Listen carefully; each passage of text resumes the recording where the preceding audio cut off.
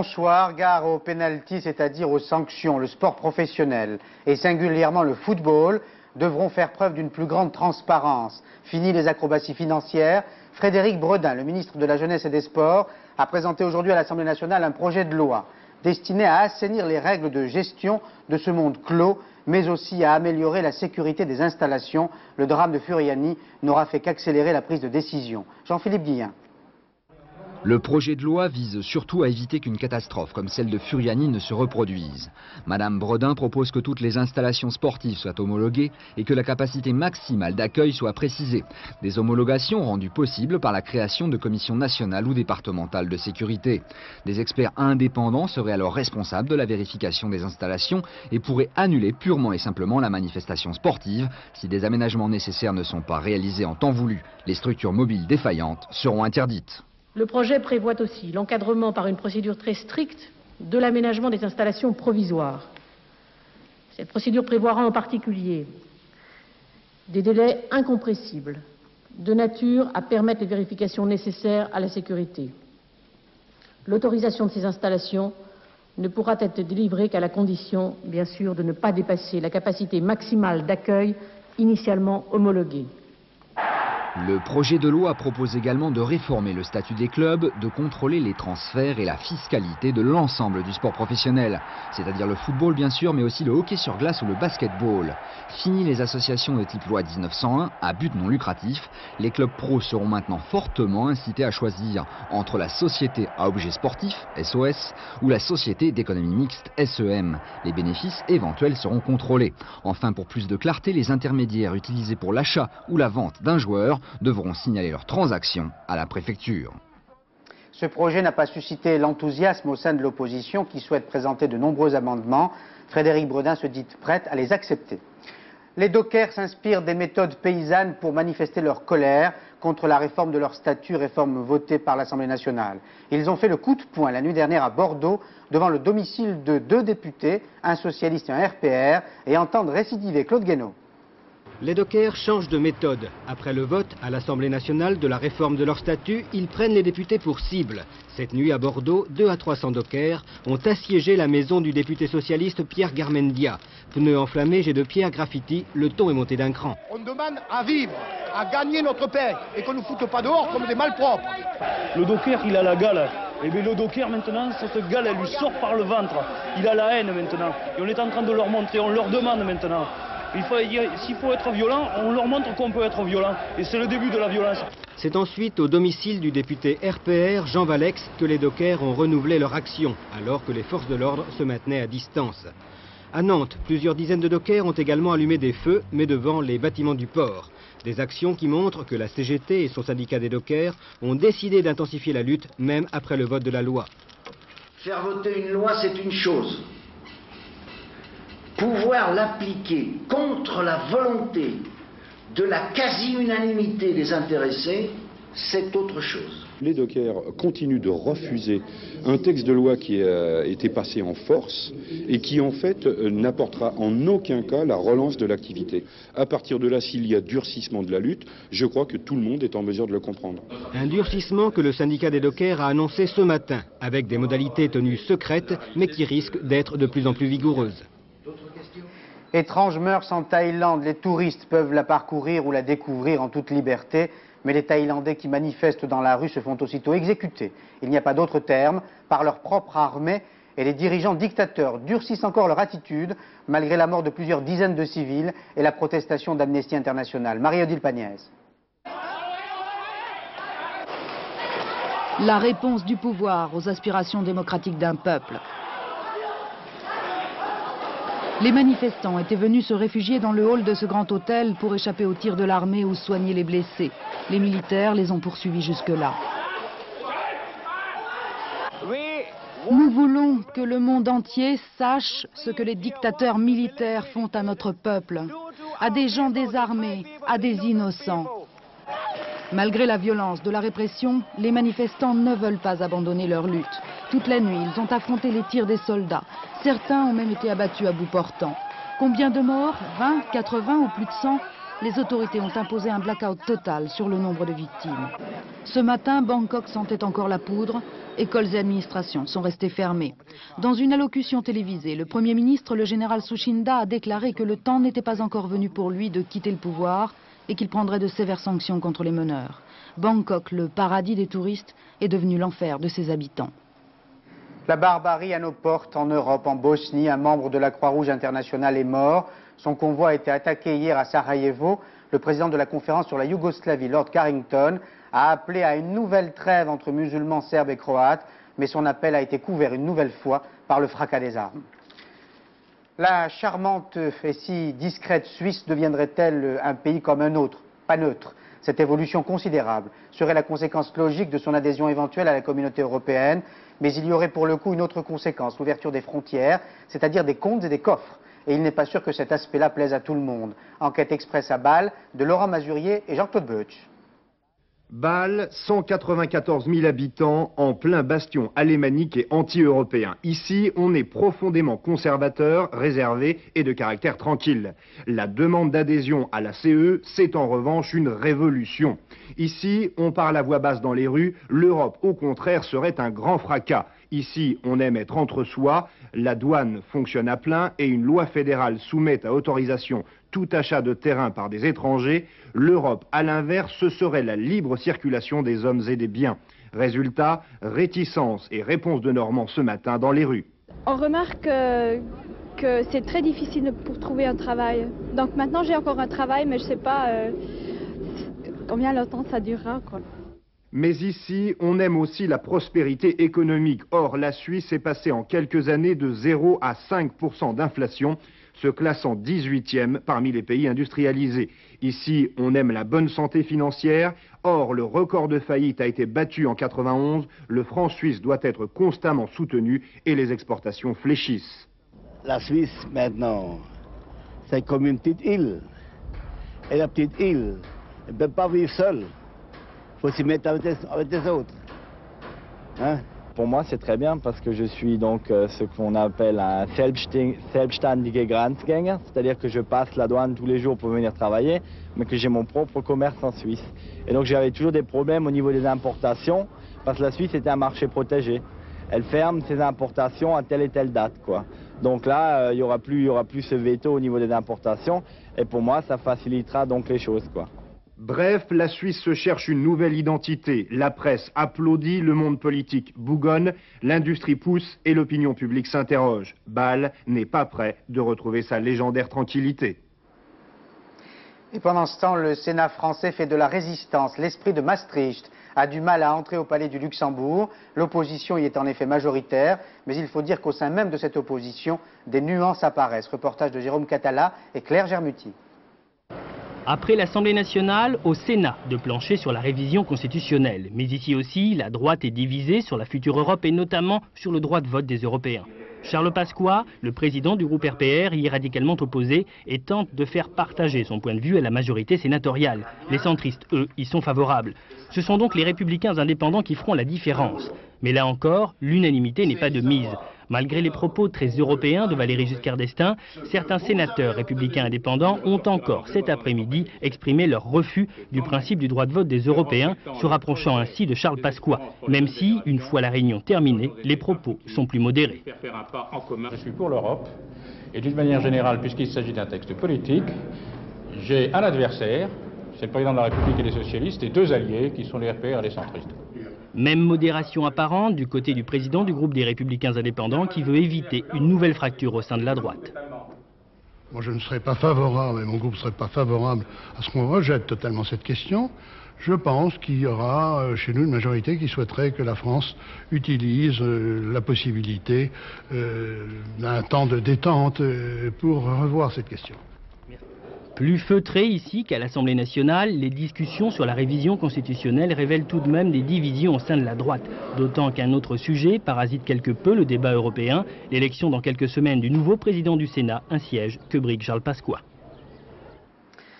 L'événement est si rare en France qu'il mérite d'être signalé. Une très grande entreprise française va changer de PDG, sans grève, sans conflit, sans rumeur et sans campagne de presse. Mieux, Le PDG s'en va en laissant derrière lui un bilan positif et en passant le relais officiellement et le plus tranquillement du monde au numéro 2. Il s'agit de l'entreprise Renault, de son président Raymond Lévy et du successeur Louis Schweitzer. Marie-Claire Thiers. Louis Schweitzer est entré à la régie en mai 1986 avec Georges Besse. Cet énarque de 49 ans fut le bras droit de Laurent Fabius au ministère du Budget et à celui de l'Industrie.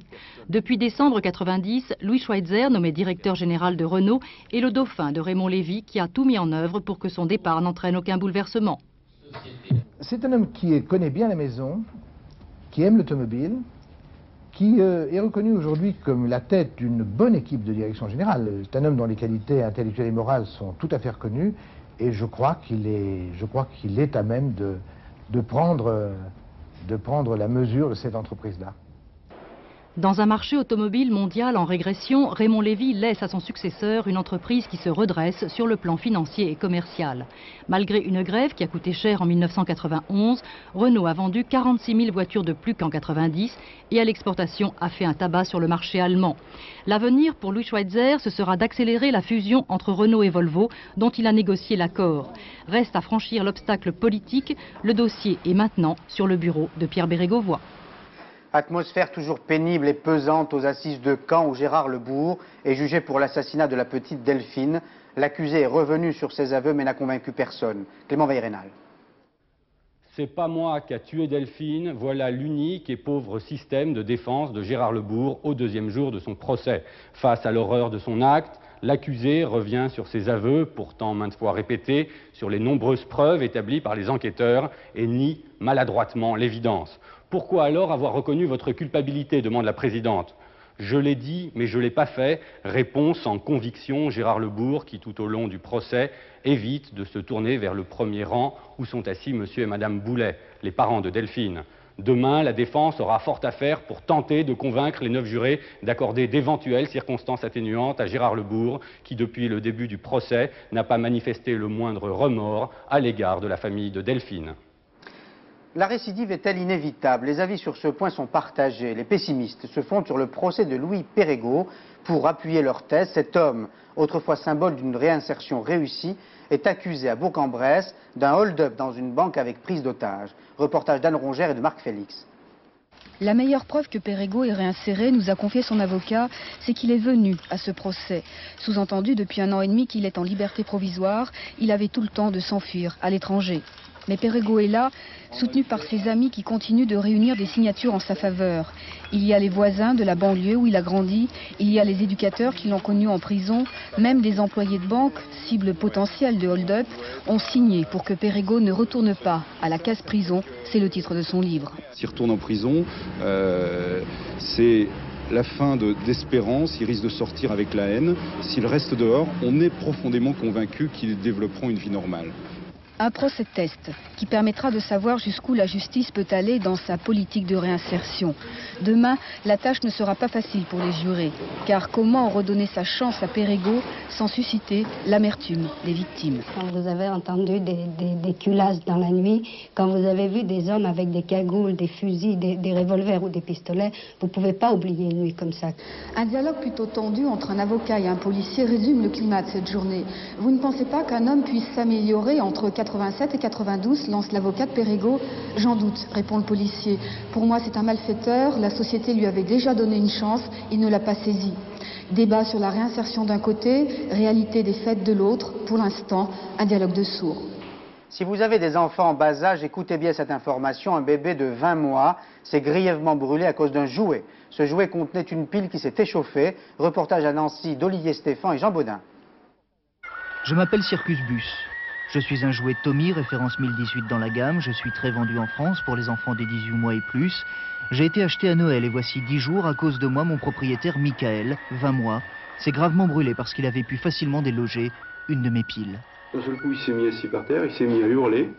Mon épouse est venue il a pris, évidemment, il s'est débattu dans ses bras, ce qui est assez anormal. Et puis, il a commencé à se toucher le bas de l'abdomen en remuant les jambes dans tous les sens. Vous avez vu qu'il y avait une pile? C'est ça, c'est-à-dire qu'on a senti quelque chose de chaud et on a levé le maillot, son maillot, son maillot de corps, et puis effectivement la pile est tombée, une pile qui était très chaude, qui était bouillante. Demain, Michael subira une greffe de peau. Son abdomen est brûlé au 3e degré sur une surface de 10 cm de diamètre. Il a fallu un concours de circonstances, que la trappe d'accès s'ouvre très facilement, que l'enfant joue à faire tomber une pile puis la glisse sous son maillot juste avant qu'elle ne s'échauffe. Nous avons fait le test. À 15 petites chutes, la pile en cause, une Mazda 1V5 XS alcaline et brûlante, 5 de plus et elle fuit. Est-ce la série? Ou bien tous les jouets à piles sont-ils un danger potentiel pour les tout-petits?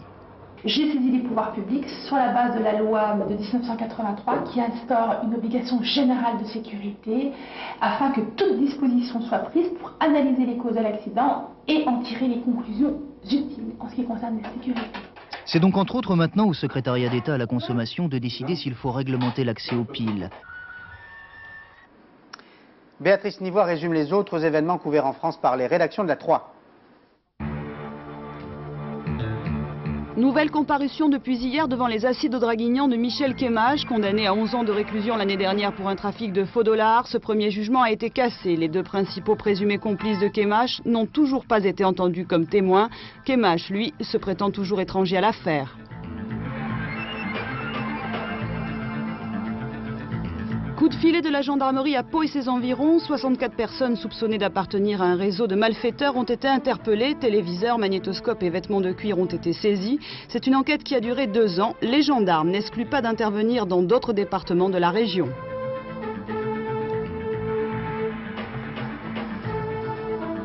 Une école marseillaise est fermée pour 3 jours. Les personnels sont en grève car hier, 3 institutrices ont été blessées par des décharges de plomb. La directrice de l'établissement a évacué les enfants. Le tireur n'a pas pu être localisé. L'enquête est difficile car l'école est entourée d'immeubles. Reprise des négociations cet après-midi à FR3 Ajaccio entre les représentants de la direction et le personnel. En grève depuis 15 jours, le personnel de la station réclame notamment la création d'une direction régionale Corse. Les grévistes ont retenu plusieurs heures ce matin les représentants de la direction. Tous ceux qui aiment le sport vont vivre un beau printemps et un bel été. Roland Garros et le championnat d'Europe de football au printemps, le Tour de France et les Jeux Olympiques de Barcelone en été. La 3 sera évidemment de la fête. Mais à le regret de vous annoncer le forfait de Boris Becker pour Roland Garros. L'Américain Jim Courier sera là en revanche et bien là. Il semble si sûr de lui. Reportage Alain Dorgans et Marie-Hélène Roqueton. Roland Garros 1991, vainqueur Jim Courier, un jeune Américain inconnu du grand public. Rome 17 mai 1992, Courier gagne les internationaux d'Italie. En un an, l'Américain est passé du statut d'espoir à celui de numéro 1 mondial. Avec son physique de déménageur, sa façon de marteler la balle sans la manière, Jim Courier a rappelé que le tennis peut être aussi un travail manuel. Ainsi, Jim s'est vu affublé de l'étiquette de champion en bleu de chauffe. Outre ses muscles, Jim a un cerveau dont il sait se servir à merveille. Ses atouts, s'adapter au jeu de ses adversaires, sa capacité à digérer les succès, enfin son assurance, il s'est fait à l'idée de rester le meilleur mondial.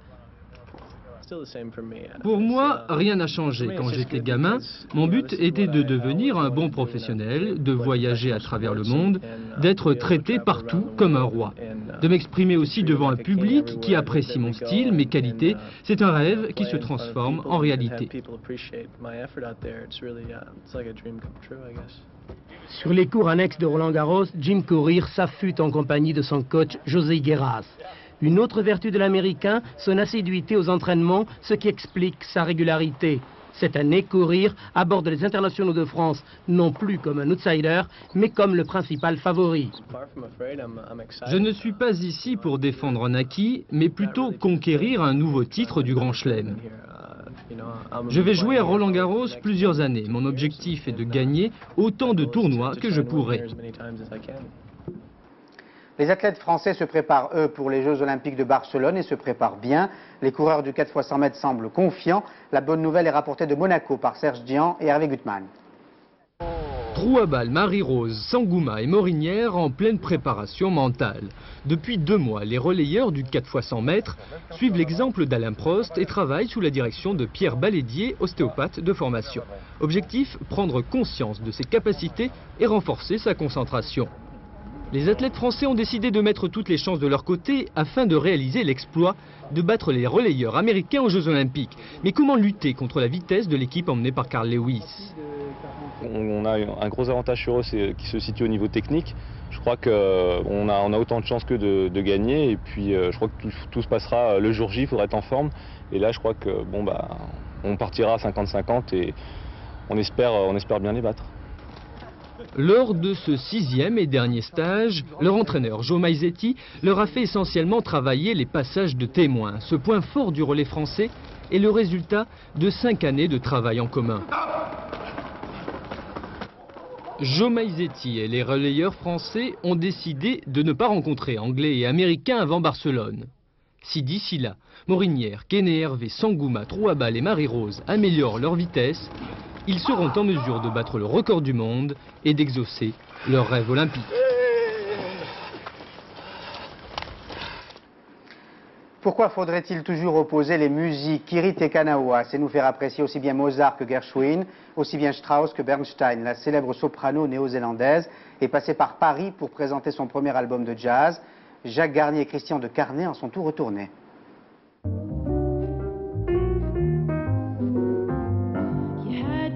Money 1922, you let all the women make a fool of you. Why don't you do right like some other men do? Get out of here and get me some money too. Quand la plus célèbre soprano du monde décide de flirter avec un tout autre répertoire, celui du jazz, c'est l'aboutissement d'un rêve qui conduit à un résultat surprenant. Why don't you do right like some other men do? Get out of here and get me some money too. Songs I took a long time. I listened to all of Ella Fitzgerald, all of Billie Holiday, and somehow and Andre played me a lot of songs. Tell me about your musicians. Well, I love the three of them. But Andre was the sort of the central character in it all, pulling it all together. Ray Brown I just adored, and anybody who has met Ray Brown will just know that he's a god. And Mundell Lowe was just a quiet, wonderful person who, the three of them just fitted around me. There's a little glamour in your album. I hope so. Yeah. I like it very much. I'm very proud of it.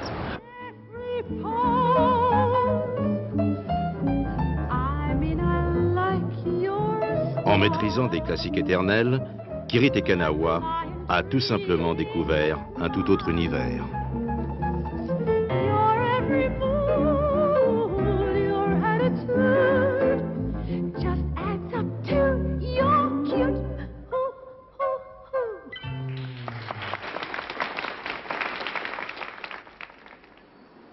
Une suggestion pour conclure ce journal: si vous aimez votre siècle et si vous avez perdu la mémoire, Gaumont peut vous la redonner grâce à une heureuse initiative, la publication du journal de l'année en images. Les cassettes seront en vente à partir de demain, je peux même vous donner leur prix, 169 francs.